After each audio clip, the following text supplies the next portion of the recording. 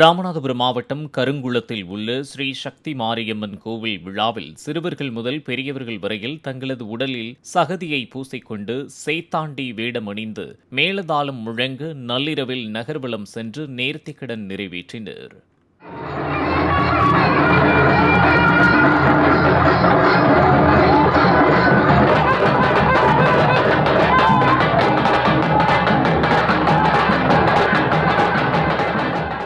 புதுக்கோட்டை அருகே கடையக்குடியில் உள்ள ஸ்ரீ தர்மசாஸ்தா ஐயனார் ஆலயத்தில் நடைபெற்ற புரவி எடுப்பு விழாவில் சுடுமண்ணால் செய்யப்பட்ட குதிரை சிலைகளை சுமார் 5 கிலோமீட்டர் தூரம் தோளில் சுமந்து பக்தர்கள் கோவிலுக்கு எடுத்து வந்து வழிபாடு நடத்தினர்.